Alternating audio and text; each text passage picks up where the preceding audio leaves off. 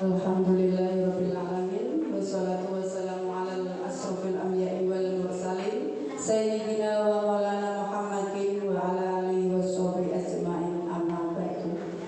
Ingkang kula hormati Bapak Muniri selaku kepala sekolah, rekan-rekan guru SD Negeri Kedalan 02 yang saya cintai dan saya banggakan, ya. Di sini saya mohon izin, ya, saya mau menyampaikan penyebaran pemahaman dan penerapan pengalaman budaya positif dengan tujuan bahwa saya di sini sebagai guru penggerak angkatan 11, saya mewakili SD Negeri Kedalan 02 mendapat tugas pada modul 1, yaitu tugas melaksanakan aksi nyata sosialisasi penyebaran pemahaman dan penerapan pengalaman budaya positif. Di sini saya tidak menggurui, sifatnya adalah belajar, ya, ibu bapak ibu, ya. Kita sama-sama belajar karena saya juga belajar sebagai guru penggerak yang diwajibkan untuk belajar menyampaikan atau menyebarkan atau mensosialisasikan pemahaman tentang penerapan pengalaman budaya positif. Dan Bapak Ibu juga semoga nanti dapat belajar bersama-sama, dan yang lebih penting adalah penerapan, ya, dalam kehidupan sebagai guru, sebagai pendidik dalam mengajar setiap harinya. Tentunya Bapak Ibu sudah kenal nama saya Sri Widianise, saya guru kelas 1, ya. Mohon maaf nanti saya mohon izin seandainya saya nanti menyampaikan karena juga masih belajar, menyampaikan juga karena masih belajar, ya. Saya mohon nanti seandainya tidak seperti yang biasa didengarkan, ya. Saya mohon izin, ya.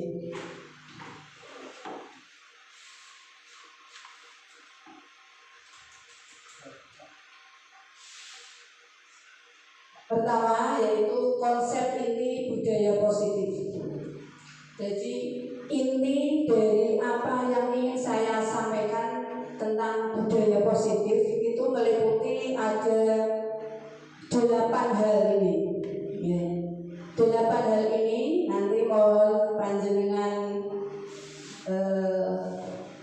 simak dengan seksama. Apakah coba pertama ini yaitu perubahan paradigma belajar, kemudian disiplin positif, yang ketiga adalah nilai-nilai kebajikan, yang keempat adalah kebutuhan dasar manusia, yang kelima motivasi perilaku manusia, yang keenam adalah posisi kontrol guru, yang ketujuh adalah keyakinan kelas, sehingga kita dapat mencapai sub yang terakhir yaitu segitiga restitusi.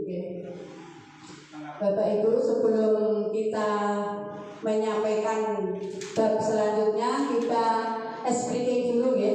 Mohon berdiri, nanti kita tepuk-tepuk sambil menyanyikan lagu profil pelajar Pancasila.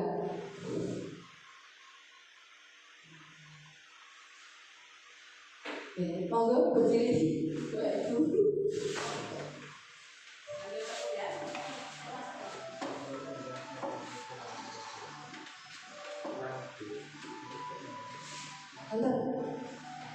Belajar Pancasila, beriman dan bertakwa pada Tuhan dan berakhlak mulia, berkelindahan toleran, gotong royong mandiri, kreatif dan bernalar kritis.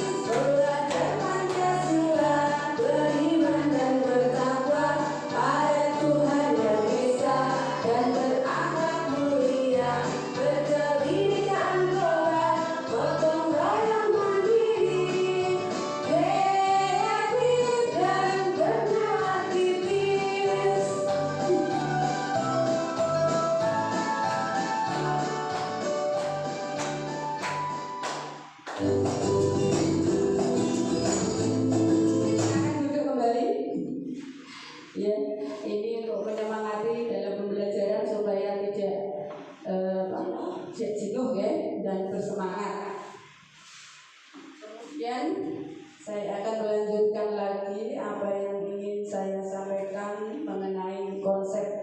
hal positif. Ya, Bapak Ibu yang saya hormati, dalam pembelajaran dengan paradigma baru, ini ada kata paradigma baru ya. Kenapa ya kok kita selalu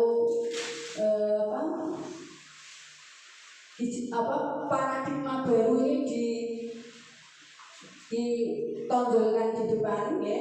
Karena apa? Selama ini kita pembelajaran kurikulum sebelumnya itu adalah berarti dinamakan paradigma lama ya, karena paradigma lama itu sebelumnya itu pembelajaran yang monoton, kurang kreatif ya, kurang menyenangkan mungkin di dalam kelas, kurang istilahnya kurang berpusat pada guru ya, tidak berpusat pada siswa. Kemudian pembelajaran yang menuntut ya, tidak menuntut tapi menuntut, kowe kudu pinter iki, kowe kudu pinter ini. Nah, ternyata mengapa pembelajaran ini dikatakan pembelajaran paradigma baru?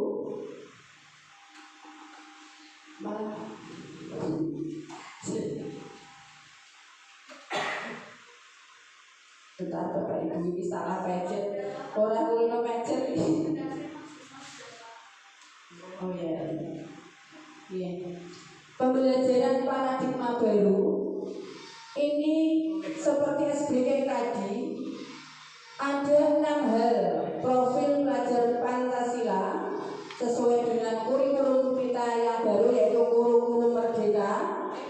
Yaitu pertama adalah beriman dan bertakwa kepada Tuhan Yang Maha Esa, kemudian mandiri, ya, kemudian bernalar kritis, kemudian berkebinekaan global, kemudian bergotong royong dan kreatif. Jadi negara memberikan pembelajaran dengan paradigma baru sebagai tujuan pendidikan nasional itu berkaitan dengan keenam ini Bapak Ibu, profil pelajar Pancasila. Diharapkan insan pendidikan atau bangsa Indonesia itu mampu menghasilkan manusia yang mempunyai karakter ini, 6 ini, yaitu beriman dan bertakwa pada Tuhan Yang Maha Esa dan berakhlak mulia. Nah, seperti SD kita sering sekali pembiasaan sholat duha ya, biasanya Pak Is selalu membimbing anak-anak kelas 3, kelas rendah ya, untuk sholat duha ya, berdoa Asmaul Husna ya, di awal pembelajaran, di akhir pembelajaran, dan sholat, pembiasaan sholat 5 waktu ini termasuk beriman dan bertakwa pada Tuhan Yang Maha Esa ini. Kemudian mandiri, jadi anak itu mandiri dalam dia keinginannya untuk belajar ya. Mandiri dalam segala hal ya, dalam belajar, mencari ilmu, berangkat sekolah sudah bisa mandi sendiri, berangkat sekolah tidak harus diminta diantar orang tua, tidak harus diperintah gurunya, terus dia mandiri dengan kesadarannya, dia bisa menguasai dirinya, bisa mandiri ya. Kemudian bernalar kritis ya. Dia selalu berpikir apa ini sesuai benar apa tidak, apa yang dilakukan. Dia selalu bernalar kritis ya. Jika ada suatu hal yang dia tidak ketahui atau ingin dia tanyakan, dia bertanya. Ini bernalar kritis. Kemudian berkebinekaan global. Jadi kita hidup ini bermacam-macam agama, bermacam-macam suku budaya, terutama di Indonesia. Kalau disebut SD Negeri Tegalan 2, beraneka macam sosial anak.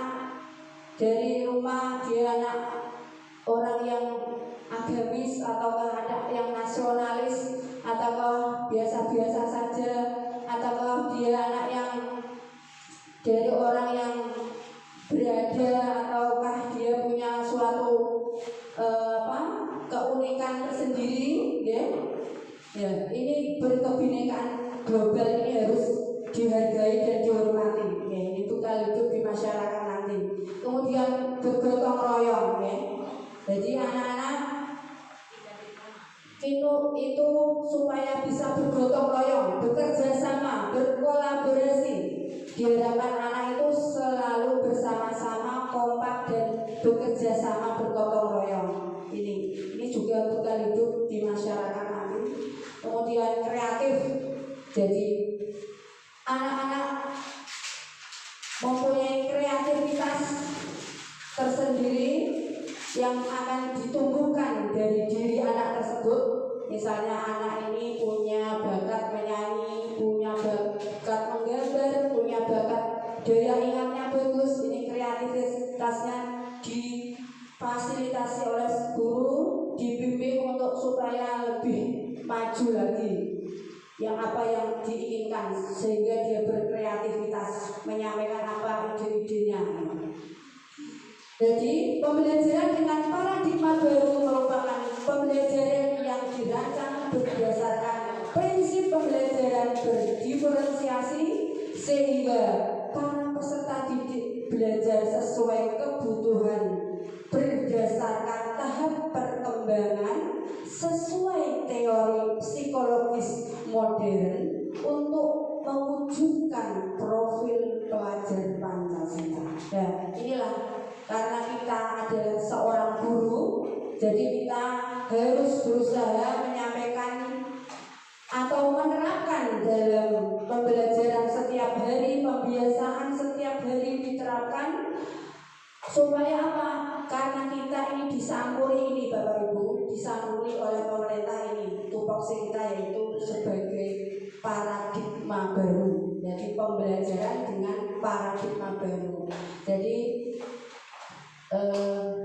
saya ingin sedikit menyampaikan, yaitu kenapa saya ingin ikut dalam program pemerintah guru penggerak CGP, ya, calon guru penggerak. Karena apa Bapak Ibu? Saya menyadari karena saya ini tidak pandai, belum tahu apa sih yang dimaksud kurikulum merdeka ini apa. Saya ini mengajar tapi belajar sambil menerapkan. Nah, alhamdulillah pemerintah memberikan program TGP ini, ya, selain kita belajar juga menerapkan dalam kegiatan pembelajaran sehari-hari, dan juga diwajibkan menyampaikan kepada rekan-rekan guru yang belum mengetahui. Tapi saya yakin Bapak Ibu guru di sini sudah mendapatkan diklat, ya, semuanya. Saya juga sebelum TGP melakukan diklat beberapa kali, tapi saya masih belum paham Bapak Ibu, apa ya sih yang dimaksud paradigma baru dalam pembelajaran ini. Nah, mari kita kali ini kita belajar bersama-sama, walaupun dalam pemahaman budaya positif kali ini, ya. Nah, ini miskonsepsi tentang teori kontrol. Jadi sebelum ada paradigma baru pembelajaran, kita itu masih miskonsepsi, masih salah paham tentang teori kontrol. Jadi ada ilusi mengontrol murid. Jadi muridku kudu anut aku. Nah, seperti itu maksudnya mengontrol murid. Dulu saya berpikiran seperti itu, guru itu menang, murid itu mesti anut aku. Salah mau bener anut aku, ya. Seperti itu, ada ilusi seperti itu. Kemudian ada ilusi bahwa semua penguatan positif, efektif dan bermanfaat. Pokoknya ada hasilnya apa ya mesti benar. Saya seperti itu dulu, ya. Kemudian ilusi bahwa kritik dan membuat rasa bersalah mampu menguatkan karakter. Misalnya saya sendiri, ya, ini guru kelas 1, ya. Misalnya murid nangis itu saya pernah bilang gini, itu kan tukaran salah sopo. Saya sering begitu. Ternyata ini termasuk ini, ya, miskonsepsi, ya. Kemudian ilusi bahwa orang dewasa itu berhak memaksa. Aku ini guru, anak muridku anggap tak kandani ini ada miskonsepsi yang seperti itu. Ternyata ini adalah termasuk miskonsepsi ya, tentang teori kontrol. Walaupun kita guru, ternyata kita itu hanya sebagai fasilitator ya, sebagai pendamping anak, menuntun anak, membersamai anak, ya, mengarahkan kepada filosofi pendidikan menurut Ki Hajar Dewantara, yaitu guru itu menuntun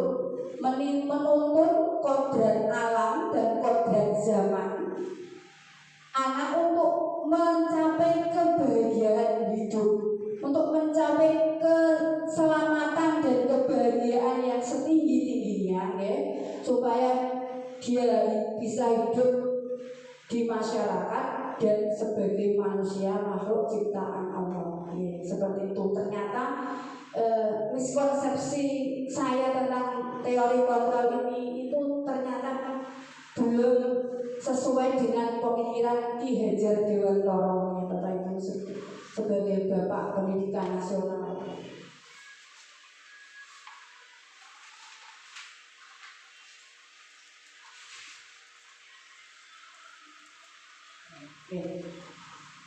Kemudian saya melanjutkan bagaimana merubah paradigma stimulus respon ke pendekatan teori kontrol ini ya, dari stimulus respon ini ke pendekatan teori kontrol ya. Pertama, stimulus respon tentang dunia ya, realitas kebutuhan kita itu sama, kenyataan ya, realita atau kebutuhan kita itu sama. Ternyata teori kontrol tentang dunia, ternyata realitas kebutuhan kita itu berbeda. Kita kepengen ini, kepengen itu ternyata masing-masing makhluk atau manusia itu beda. Jadi kita harus saling menghargai. Kemudian semua orang melihat hal yang sama. Semua orang melihat hal yang sama. Sedangkan teori kontrol tentang dunia, setiap orang memiliki gambaran yang berbeda-beda. Kemudian kita mencoba mengubah orang agar berpandangan sama dengan kita. Itu stimulus respon dunia. Teori kontrolnya kita berusaha memahami pandangan orang lain tentang dunia. Jadi kita harus berpikiran terbuka, Bapak Ibu ya. Ternyata orang itu berbeda pandangan dengan kita. Tidak semuanya itu punya pandangan yang sama. Jadi kita harus terbuka. Oh, ini kok orang ini kok melakukan seperti ini, ternyata dia punya tujuan ini, dia punya motivasi ini. Kenapa dia melakukan ini? Dia pasti punya alasan yang mendasari dia mempunyai pandangan yang berbeda. Kemudian perilaku buruk dilihat sebagai suatu kesalahan. Kalau dulu itu perilaku buruk itu bocah senengane berbuat sing ora bener misalnya. Murid-murid kita itu sering kita rasanya gini. Bocah itu loh begini ngene, senengane ngene, seperti itu. Tapi ternyata hal itu bukan suatu kesalahan, tapi semua perilaku itu memiliki tujuan. Jadi kita harus tahu apa ya. Jadi kalau ada orang yang berbuat salah itu bukan disalahkan, tapi kok loh yang mendasari orang ini melakukan ini. Kita berpikir dulu apa alasannya. Belum tentu alasannya jelek, alasannya mungkin baik. Nah ini baiknya berpikir positif ya, budaya positif dan berpikir juga positif seperti itu. Kemudian orang lain bisa mengontrol saya. Loh, orang lain kok bisa mengontrol saya, Mbak? Berarti ini juga belum benar. Teori kontrol dunia hanya Anda yang bisa mengontrol diri Anda. Berarti apa yang Anda lakukan harus punya tujuan, punya kesadaran. Jadi tidak hanya angkut-angkutan ya. Saya melakukan ini karena ada. Contohnya, saya melakukan, kenapa kok saya ikut CGP? Dulu pertama kali minder saya merasa kalau CGP itu orang-orang pandai. Ternyata saya yang merasa tidak bisa apa-apa, IT saja minta tolong sama Bu Liska, Bu Nantini, Bu Nikma, Pak Dwi loh. Tapi saya punya motivasi, saya ini juga kalau mau belajar pasti bisa, ya. Walaupun sedikit, karena belajar itu proses Bapak Ibu, ya. Ini pengalaman saya sendiri, ya. Pada waktu CGP pertama, ya. Pada waktu PPG ya pertama kali, saya itu upload saja itu tidak bisa Bapak Ibu, ya. Karena yang bisa itu dulu operator yang biasanya bisa. Saya itu hanya minta tolong, bahkan daftar PPG saya itu minta tolong. Sampai-sampai saya itu daftarnya perintis itu terakhir karena belum ada yang mendaftarkan. Karena saya belum bisa daftar. Dari situ saya setelah ikut PPG, alhamdulillah saya berangkat di Batangan itu termasuk kloter pertama. Saya berpikir begini, ternyata walaupun saya merasa kurang dalam hal ini, tapi saya punya kemauan. Saya ingin punya tujuan karena apa? Ilmu, ya. Ini saya cerita pribadi ya, tapi semoga ini bisa mengantarkan panjenengan mengikuti CGB, ya apa CGB, ya. Karena ilmu Bapak Ibu, ya. Ilmu itu, ya. Kalau kita sudah pegang ilmunya, rezeki itu akan mengikuti, ya. Apalagi jabatan, tidak usah dipikir. Jabatan itu sebenarnya tidak usah diinginkan dan tidak usah dimoi. Ternyata itu mengalir sendiri, ya. Jadi sebelum saya menjadi guru, menjadi bumatan, ya, bumatan kepala desa, saya mikir Bapak Ibu, jebule ini rasanya wongnya orang duwe ilmu. Nah, saya kuliah S1, ya. S1 pendidikan guru SD. Saya kuliah. Kemudian alhamdulillah setelah lulus saya tidak putus asa, sing penting wis tuwa-tuwa, sing penting wis duwe ilmu, ya. Insyaallah ilmu nanti masalah rezeki pasti akan mengikuti. Ya, alhamdulillah 2 tahun kemarin ya saya mendapatkan SK. Berarti apa Bapak Ibu? Karena saya punya alasan, punya tujuan dan punya keinginan. Saya ingin apa? Belajar atau menuntut ilmu. Saya kuliah, ya. Jadi setelah kuliah saya menjadi guru. Saya kok ternyata ya belum apa-apa ya, di samping teman-teman saya yang pandai-pandai IT, komputer dan operator itu. Kemudian saya kok ada ini CGP, Masya Allah. Ternyata Bapak Ibu, saya kuliah PGSD menjadi seorang guru. Saya kok baru paham tentang pendidikan menjadi seorang guru itu di CGP ini Bapak Ibu. Alhamdulillah, saya terima kasih sekali sama Pak Dwi yang selalu memotivasi saya, ya. Sama Pak Muniri yang selalu menyupport anak buahnya, ya. Ternyata saya bersyukur sekali setelah mendapat ilmu tentang guru penggerak ini. Saya merasakan bahwa ini ya dari guru itu diwarai carane mempraktekno, dikasih ilmunya, dikasih pemikirannya. Saya sampai bilang begini sama Dek Dwi, misalnya ketompo CGP ya isi dedek, Masya Allah aku ini kudu piye, pokoknya aku raiso piye Pak Dwi, ya saya apa adanya karena saya merasa belum mampu.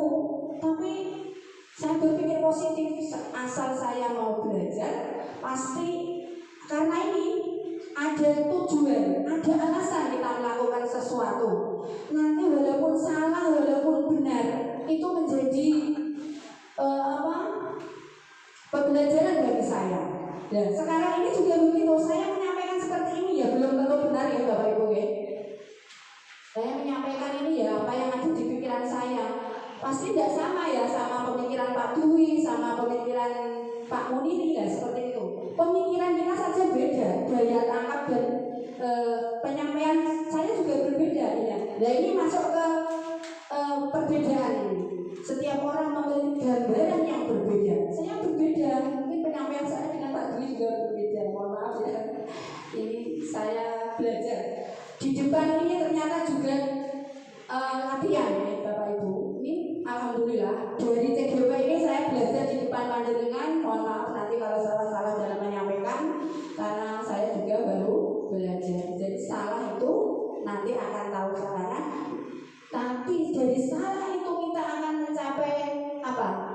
sesuatu yang ternyata ini saya belum benar, nanti akan saya perbaiki, seperti itu. Kemudian pemaksaan ada pada saat rujukan gagal.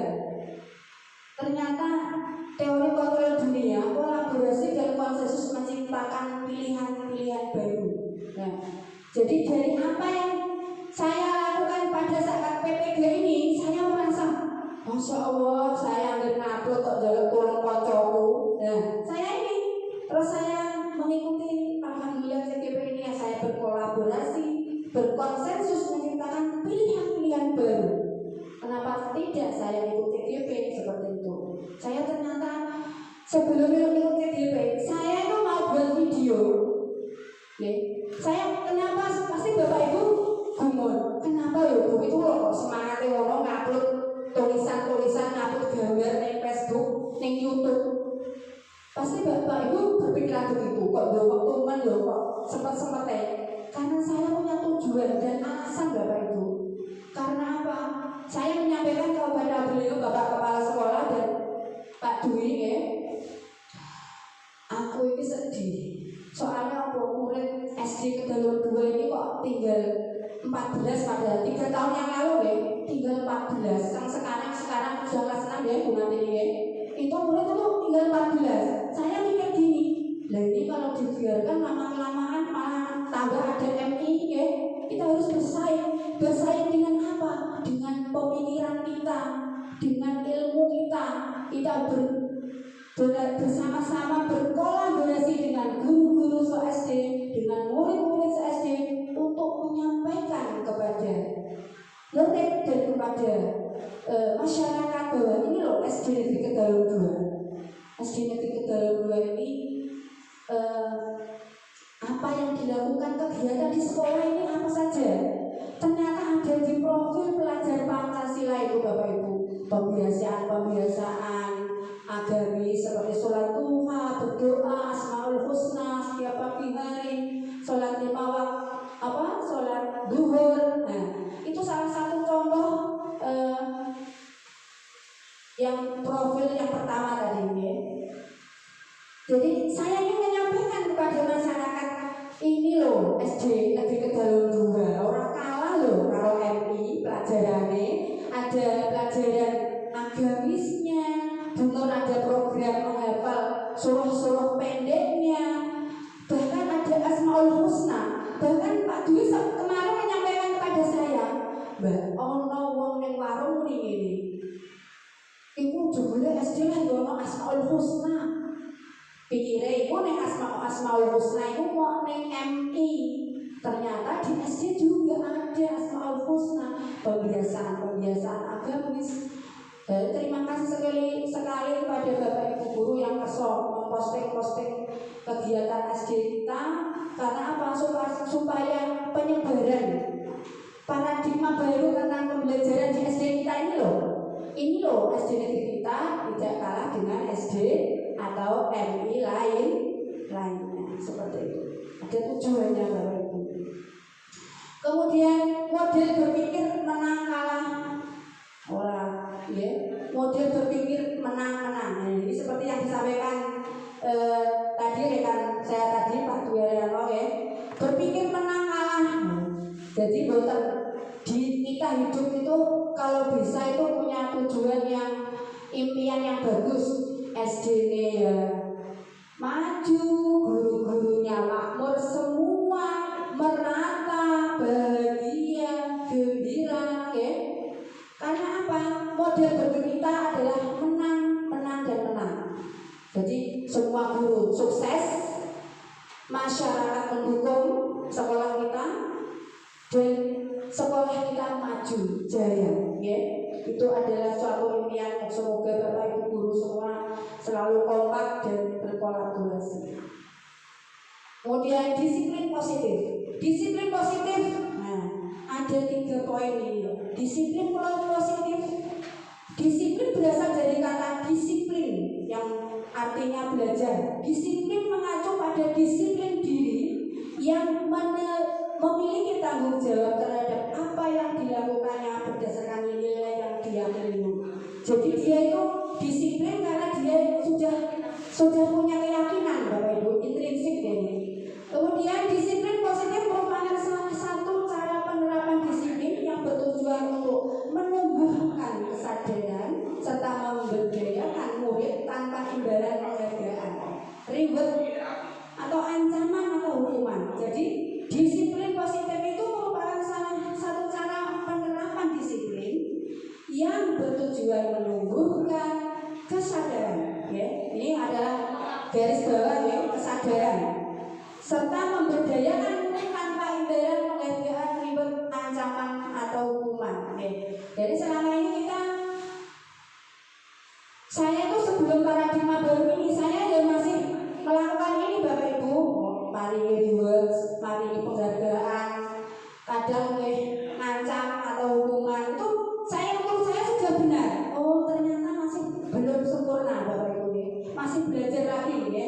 Ini sebagai pendidik tujuan kita adalah menciptakan murid yang memiliki disiplin diri sehingga mereka berperilaku mengacu kepada nilai-nilai kebajikan universal dan memiliki motivasi intrinsik dalam perubahan perilaku ke arah yang lebih baik. Nah, jadi kita sebagai pendidik punya paradigma baru. Disiplin positif yaitu pendidik punya tujuan menciptakan murid yang memiliki disiplin diri sehingga mereka berperilaku mengacu pada nilai-nilai kebajikan universal tadinya, memiliki motivasi intrinsik dalam perubahan perilaku ke arah yang lebih baik. Jadi memang proses ya Bapak Ibu, kita semua juga berproses, belajar juga berproses dari hal-hal yang kita sadari. Oh ternyata kita selama ini ya belum benar ya. Kita berusaha lagi, semoga bisa mencapai apa yang menjadi tujuan pendidik. Kemudian nilai-nilai kebajikan. Nilai-nilai kebajikan itu diantaranya yaitu nilai-nilai yang disepakati, lepas dari suku, bangsa, agama, bahasa maupun latar belakangnya. Jadi orang yang sudah sepakat, dia tidak bisa beralasan ini kok agamanya Kristen, kok orang iso melakukan ini. Kalau sudah disepakati berarti harus semua pihak harus melaksanakan dengan kesadaran. Kemudian contoh nilai kebajikan institusi atau organisasi ada 3, yaitu profil pelajar Pancasila, kemudian years program atau PHP, kemudian keterampilan hidup atau life skill. Jadi profil pelajar Pancasila ini yang pertama, tadi yang sudah dinyanyikan tadi, beriman dan bertakwa pada Tuhan yang Esa dan berakhlak mulia, berkebinekaan global, gotong royong mandiri, kreatif dan bernalar kritis, ya seperti itu. Kemudian Primorius program. Selanjutnya selain yang utama ini ada hal-hal lainnya yang perlu diprogramkan, yaitu toleransi, rasa hormat, integritas, mandiri, menghargai, antusias, empati, keingintahuan, kreativitas, kerjasama, percaya diri dan komitmen. Jadi ini yang juga perlu selalu dibiasakan di samping pembelajar profil pelajar Pancasila ini. Kemudian keterampilan hidup. Jadi keterampilan hidup ini saya kemarin pada waktu anak-anak sedang gelar karya ini dipraktekkan ini. Dapat dipercaya, lurus hati, pendengar yang aktif, tidak merendahkan orang lain dan memberikan yang terbaik dari diri. Jadi orangnya tulus ini.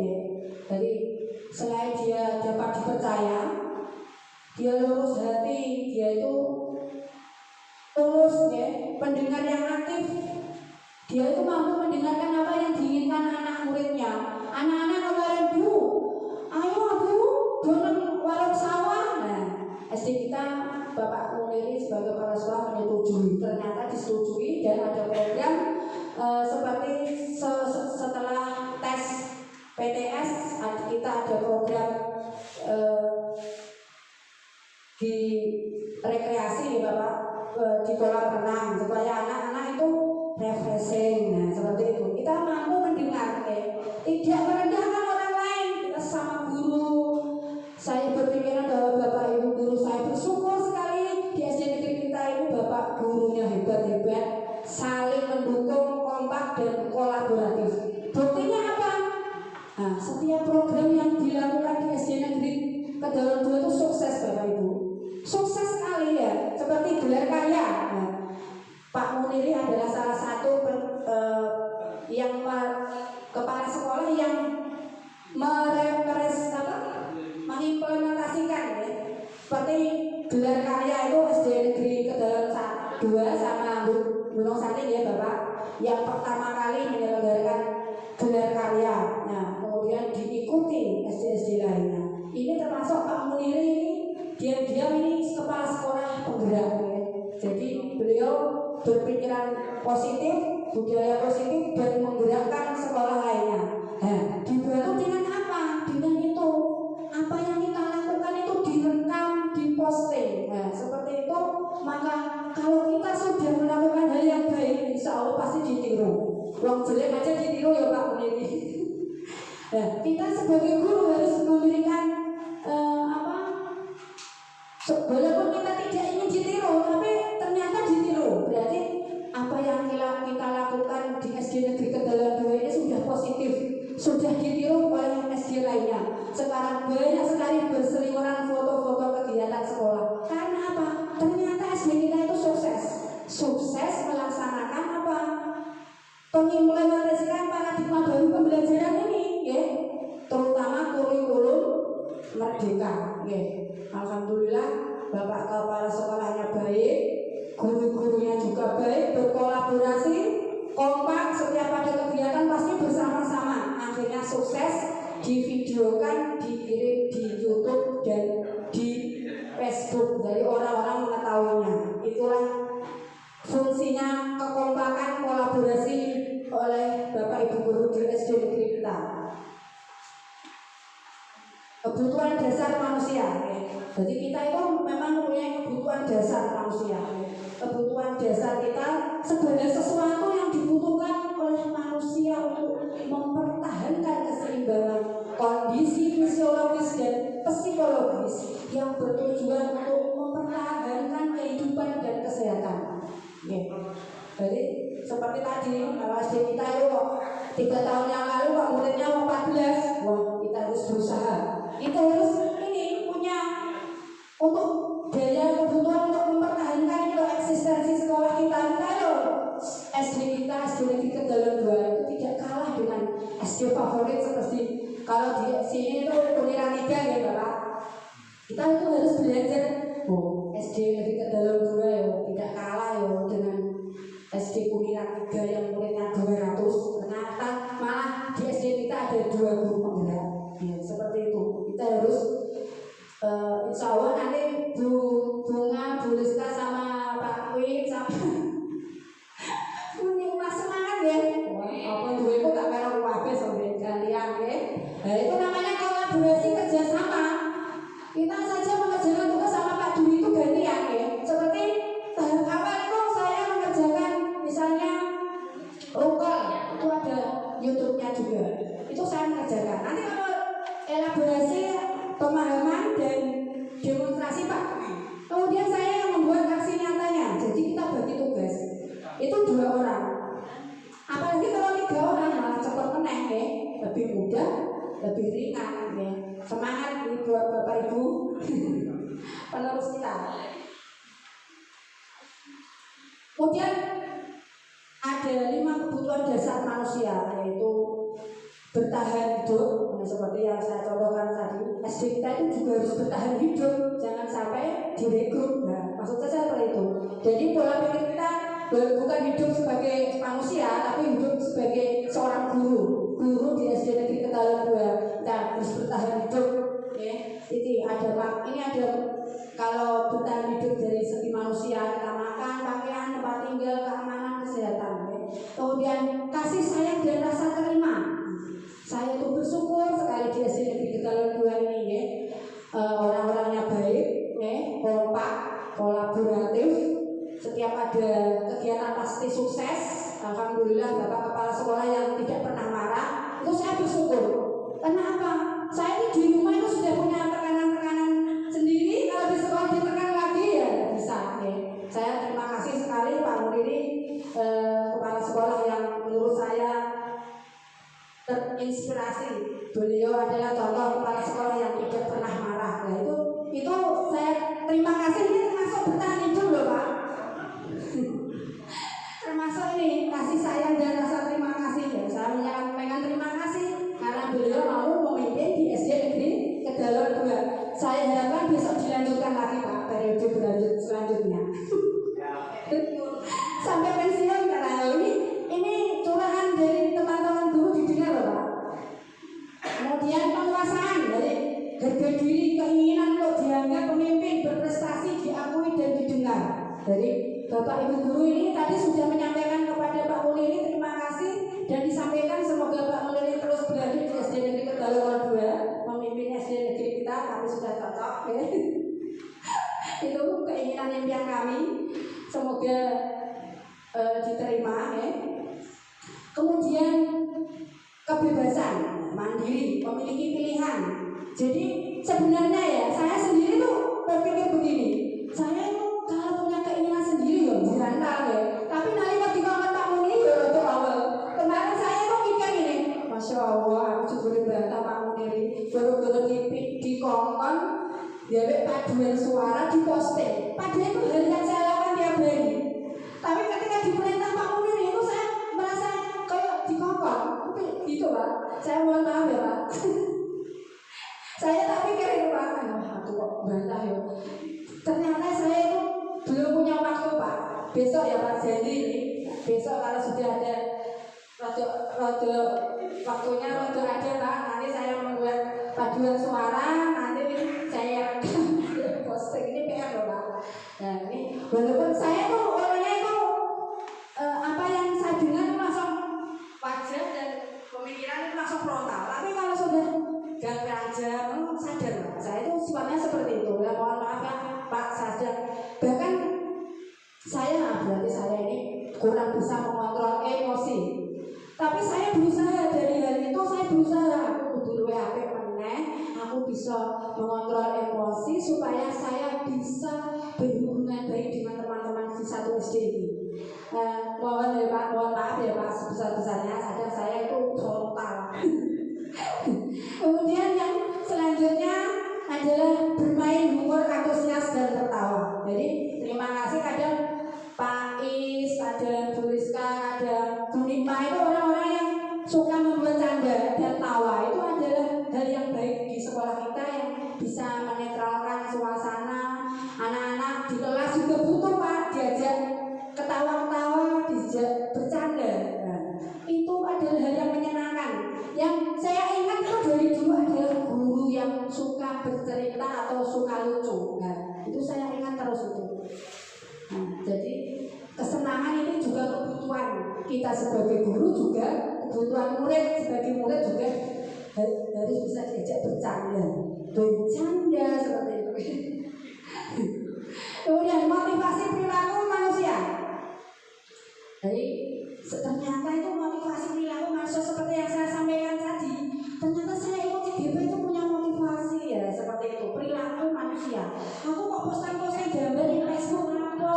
Kadang wis tuwa senengane posting kaya cah nom-nom. Kadang saya minder loh. Mas tuwa senengane posting kok dari menyek. Nah, seperti itu. Ternyata tidak Bapak Ibu. Saya punya motivasi. Saya ingin loh kegiatan guru SD Negeri Kedalon 2 yang sudah ikut paradigma baru pembelajaran. Ini loh SD kita, SD Kedalon 2 yang tidak kalah dengan SD favorit. Nah, kadang saya gojol ke Pak Suwati gini, guru jari inden 45 gitu, pokok masih wali guru penggerak. Saya bilang gitu, saya ajak bercanda, tapi dalam hal mengajak supaya beliau itu mau ikut apa? Ini loh ilmunya penting sekali sebagai seorang guru, ya. Karena kita adalah guru. Jadi kita kalau punya guru yang bagus, CGP ini menurut saya adalah program pemerintah yang sangat bagus sekali dalam penerapan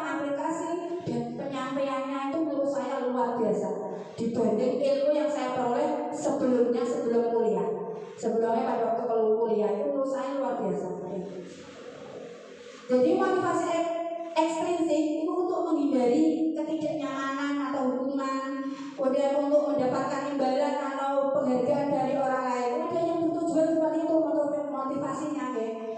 Tapi insya Allah ini saya menjadi guru penggerak ya, tidak kepengen aja Pak Munir itu loh, guru TGP enggak Pak. Ternyata saya itu masih tidak ada apa-apanya dibanding beliau-beliau yang di depan kita ini. Bu Nikmah, Bu Nantini, Bu Rizkapadu itu luar biasa, Pak Widiono, Pak Ismunanto itu pengalamannya luar biasa. Bu Nur itu sudah PPG. Nah, saya ini masih merasa kurang, masih belum bisa berhubungan baik, masih ada punya rasa aku geter, kadang Pak. Tapi di balik itu saya selalu berpikir positif. Ini mungkin yang terbaik. Mungkin kami perlu solusi. Setiap ada masalah kita cari solusi seperti itu. Motivasi intrinsik. Nah, ini untuk menjadi orang yang mereka inginkan dan menghargai dirinya dengan nilai-nilai yang mereka percaya. Jadi saya kepengen ikut CGP karena saya ingin ilmunya. Kok masalah rezeki, kan kayak dewe. Masalah jabatan rasa dipikir sama sing biji kondur lagi Pak Munir ya. Jarene Pak Munir kepala sekolah itu wis ana sing ngatur, ora usah dipikir banyak jadi beban tekanan mental karena lu CGP gara-gara akan ditekan kepala sekolah seperti itu. Tapi menurut saya semuanya itu tidak kalau kita itu belum mencapai masih berproses, insya Allah itu sudah ada yang menilai sendiri, nggak usah dipikir. Kemudian konsep disiplin dengan identitas gagal. Ternyata itu konsep disiplin itu ya kok berbeda-beda. Kok ada yang dilabeli identitas gagal, hukuman dan penghargaan. Jadi saya tuh sering selama ini menghukum murid saya, kalau tidak mau duduk saya suruh berdiri di depan. Nah, masih saya menghukum gak pernah ya nyakit. Ternyata hukuman itu efeknya ini menyakitkan. Dia itu setelah saya hukum, ketoknya menengahin jumlah dendam kalau itu menyakiti ternyata tidak nyaman. Dia kalau seorang senang, terus murid takut, dia orang apa kendel, malah wedi, takut dia, mau memaksa. Dia merasa terpaksa, tidak sadar dengan kesadarannya. Murid menyembunyikan kesalahan. Oh ada yang dicekal, kadang dicokal. Bocah ini mana apa kok tukaran? Dia menyembunyikan kesalahannya. Dia tidak jujur. Ya. Kemudian murid menjadi rendah diri. Wah, aku boleh dihukum terus. Aku tidak baca Quran. Tidak boleh. Ternyata hukuman itu efeknya ini. Efek ini. Jadi ternyata kita sebagai guru itu punya ini. Menyakiti orang, tidak nyaman, punya kemungkinan ini. Jadi kalau bisa ya jangan ya. Penghargaan. Kita itu tidak efektif. Ternyata orang yang paling hadiah itu tidak efektif. Jadi bocah itu melakukan ini untuk hadiah. Saya itu kelas 1 ya. Murid saya kadang saya tinggal acara apa di Lebroni Pak Amir zaman itu. Pak Amir bilang gini, mau tulisannya ngapain tadi 20.000. Lah kalau meleburan dengan panai kalau dituakin, Bu jadi tulisannya apa? Buat dia 20.000. Lah kalau kaget loh. Dia itu nulis ngapain mergo. Tuh dia 20.000. Lah saya lihat tulisan melek yang kodok gitu. Ternyata dia itu pengen tuh dia 20.000 mau. Karena dia itu motivasinya itu tadi hanya penghargaan. Ternyata itu tidak efektif Bapak Ibu. Tidak efektif, merusak hubungan. Kadang iri, tahu loh dia disayangi ya, mana dia. Seperti itu. Menghukum, efeknya ini menghukum dengan sistem ranking. Jadi ternyata membuat ranking itu ternyata tidak boleh. Bagaimana Pak Munir besok ini ranking ini diajarkan apa tidak ya? Ternyata ini menghukum ini dengan sistem ranking itu juga menyakitkan. Jadi yang satu tidak hanya anaknya, hanya orang tuanya juga ada yang minder. Anak orang tua ranking sama orang tua diposting, maka saya juga memposting lah ini ranking.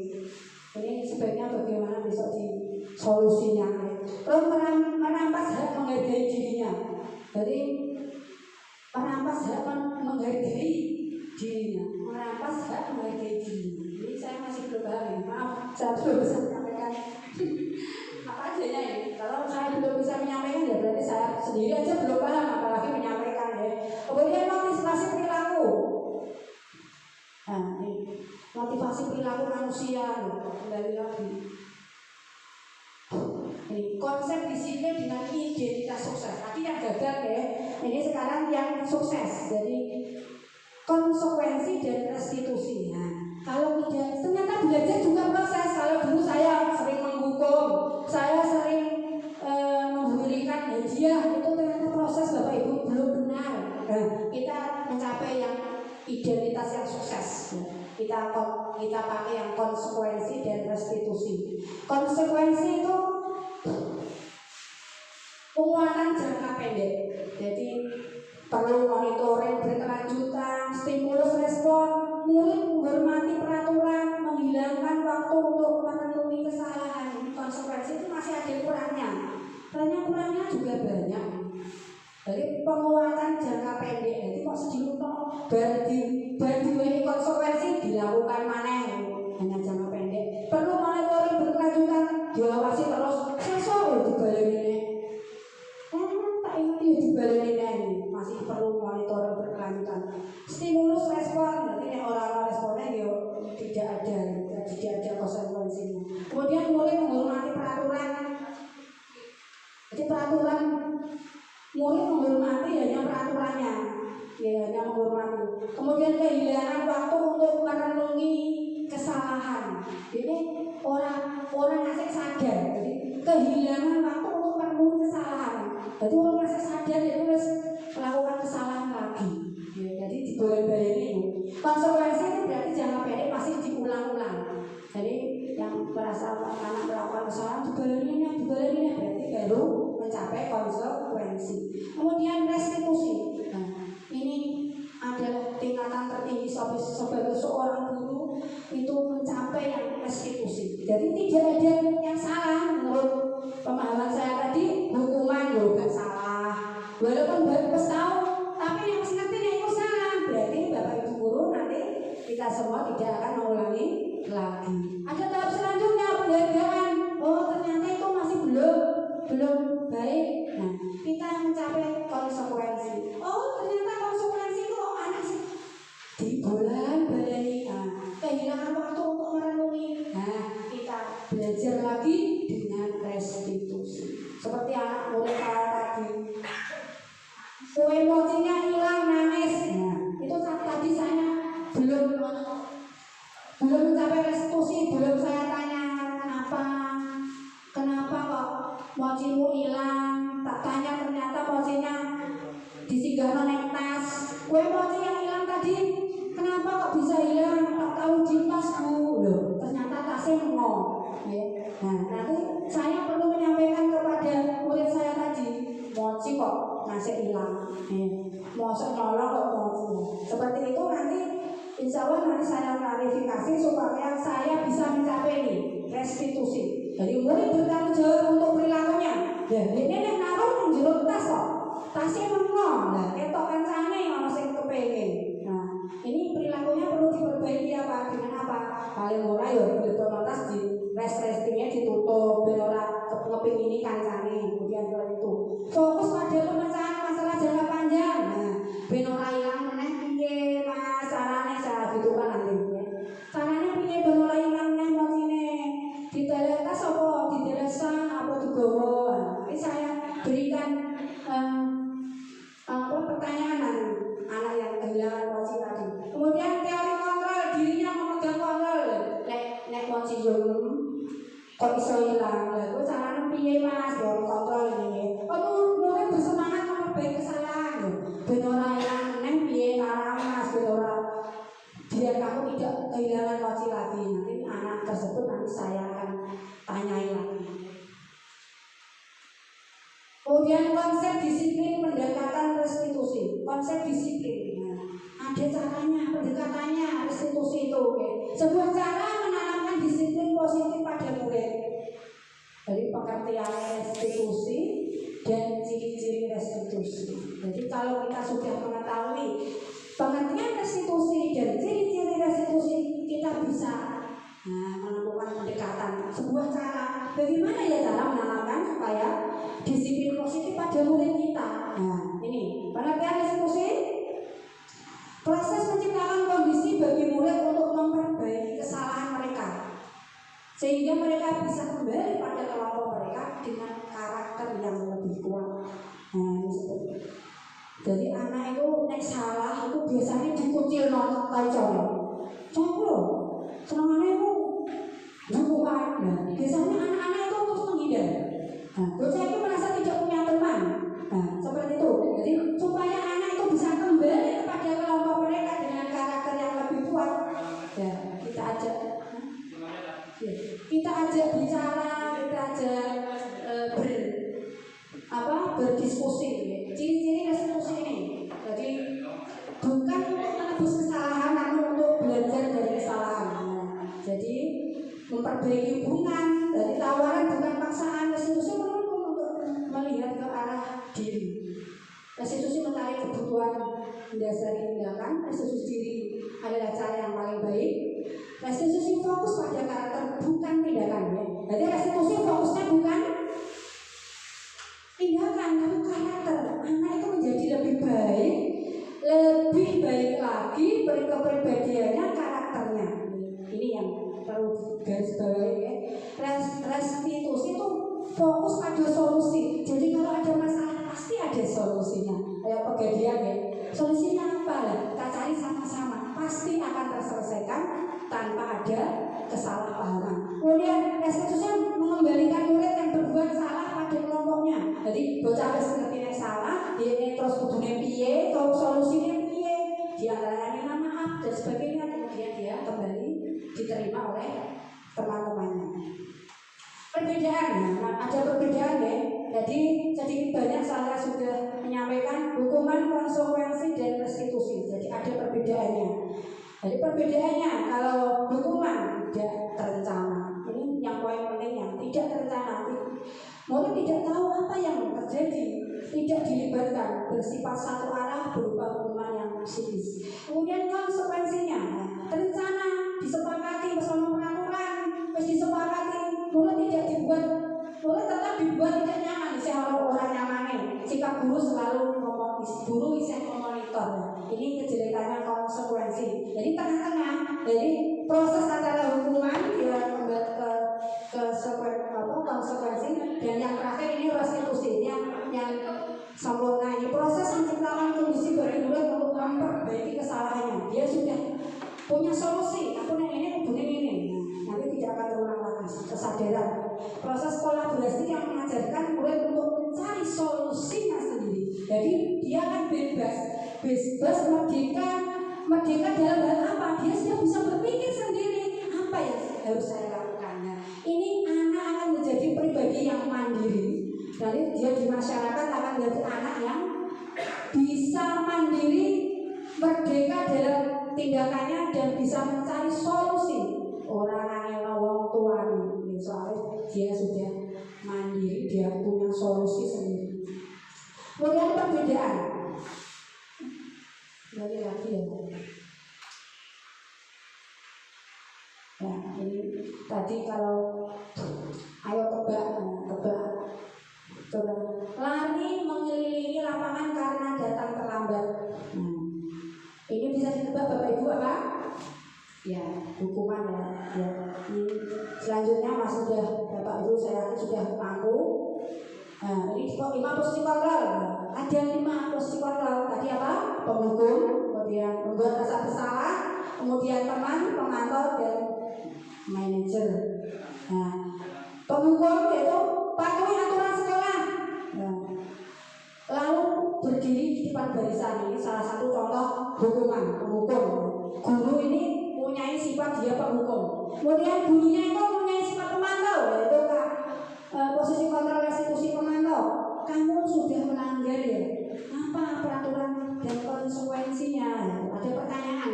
Ciri khasnya pemantau ini ada pertanyaan yang kamu ditunjukkan apa yang dilanggar. Peraturan yang dilanggar itu apa? Kalau teman itu ada, ayolah, ada ajakan. Kita sebagai teman, tidak ada gender guru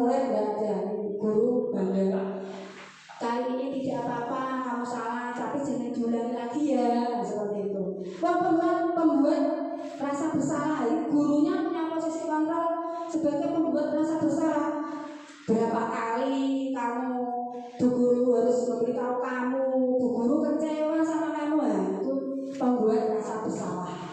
Kemudian manajer, jadi yang posisi kontrol guru yang paling tinggi yang mencapai sempurna itu manajer. Semoga kita semua bisa mencapai ini. Apakah kamu tahu kesalahanmu? Nah, anak ditanya, kira-kira bagaimana kamu memperbaiki kesalahan ini? Anak dia akan berpikir dengan kesadaran dia akan mencapai memperbaiki kesalahan yang sudah dilakukan.